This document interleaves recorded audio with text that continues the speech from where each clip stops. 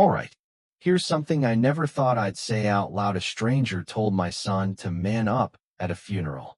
His grandfather's funeral. And then I swear to you she laughed. Right there, in the middle of that cold gray cemetery, like the whole thing was some kind of inconvenience for her. I can still hear her voice sometimes, sharp and smug, cutting right through the weight of that day. And it changed something in me. It was one of those overcast mornings, not pouring rain like the movies, but you could feel it in the air, like the sky was holding its breath. The cemetery was quiet, the kind of quiet that presses against your skin and makes you feel like even your heart beats too loud. Big oaks lined the path, leaves barely moving in the still air, and everyone was dressed in black, standing around with that mix of awkward sadness and silent support. I was holding my son's hand. His name's Mason. He's 7, and that boy, he was doing his best, trying so hard to be brave. He was wearing this little black jacket that swallowed his arms, and his fingers were digging into mine like he was trying to hold on to something solid in a world that suddenly wasn't. I could feel his whole body tense every time someone sniffled or let out a soft sob. He didn't understand it all, not really, just that Grandpa was gone, and we were never going to see him again. Mason's lips started to tremble a little when the priest began speaking. His wide brown eyes flicked around like he was trying to copy everyone else, trying to figure out if he was allowed to cry, or supposed to stand still, or bow his head, or what.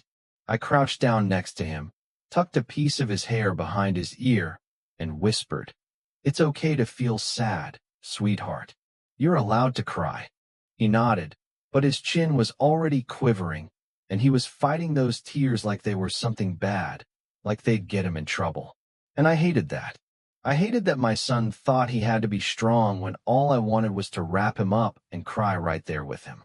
And that's when I heard her. The throat clear first, sharp, deliberate, and then the voice. "Really? You're going to let him cry like that?" I turned, confused, and saw her, this woman standing stiff at the edge of the crowd. Maybe late 50s, tightly wound from head to toe. Black dress, heels like she was headed to a boardroom, arms crossed, chin high.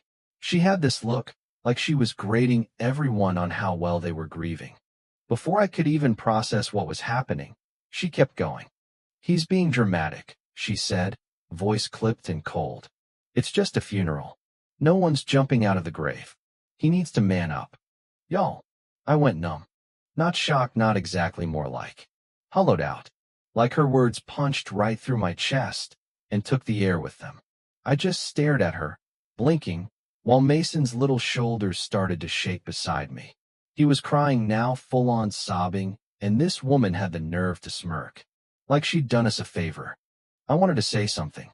God, did I want to say something? But my mouth wouldn't work. My throat tightened up with so much rage and disbelief that it felt like I couldn't speak, and maybe deep down, I didn't want to cause a scene at a funeral. I tried to stay calm.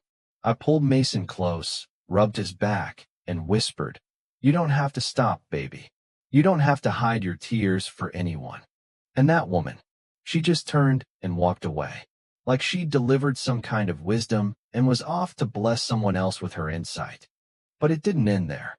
After the service, after people had said their polite goodbyes and dropped their casseroles and condolences and gone on with their lives, I sat in my car with Mason in the back seat, just watching his reflection in the rearview mirror. He wasn't crying anymore. He wasn't doing anything, just staring out the window like he wasn't really there. And when I finally asked, "How are you feeling, baby?" he looked at me and said the quietest thing I've ever heard. I didn't want to be embarrassing. That's what stuck in my heart like a nail. Not the woman's cruelty, not her smug little comments, but the idea that my boy thought his grief was a burden. We talked. I told him he wasn't embarrassing. I told him crying meant he loved deeply, and that's never something to be ashamed of. And when I said, "You don't have to let people like that tell you how to feel," he nodded, but I could tell. Something had shifted. A week passed. We tried to find normal again. I did the dishes. Mason colored a little. We watched cartoons. But that day hung over us like a film you can't wipe away. Then came the knock at the door. I wasn't expecting anyone. It was dinner time, chicken still sizzling in the pan, and Mason was setting the table with his tiny hands. I wiped mine on a towel, opened the door, and there she was, the woman. No smugness this time. No arms crossed. Just standing there, looking smaller, like the weight of her own words had finally sunk in. I know I'm probably the last person you want to see, she started. Her voice was softer, tentative. But I wanted to talk. I owe you an apology. Now look, I didn't know what to say. I was tired, still raw. And this woman, this Karen, let's call her what she was, had left a scar on one of the hardest days of our lives. I didn't slam the door, though. Not because I forgave her, but because Mason was standing behind me, watching. And I wanted him to see what grace looked like even when it hurt. So I said, okay, talk.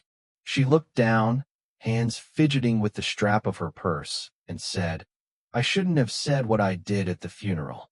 I didn't mean to hurt your son. I've been through a lot of loss myself, and I guess I forgot what it feels like to be on the other side of it. I didn't say anything for a while. Part of me wanted to scream.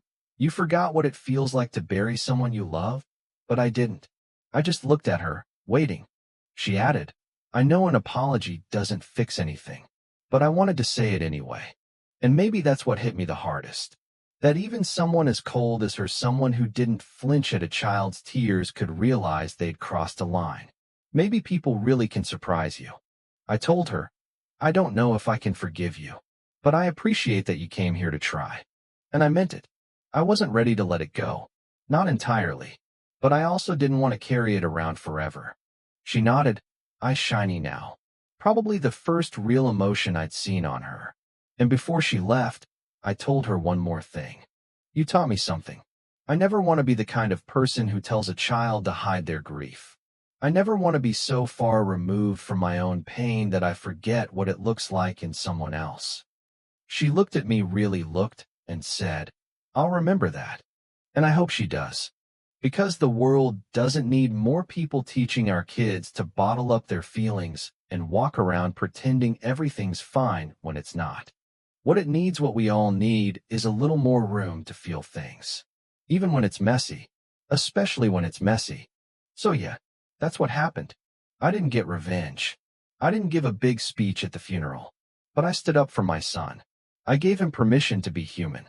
And I think that's worth more than any comeback I could have thrown at her. Anyway, what do you think?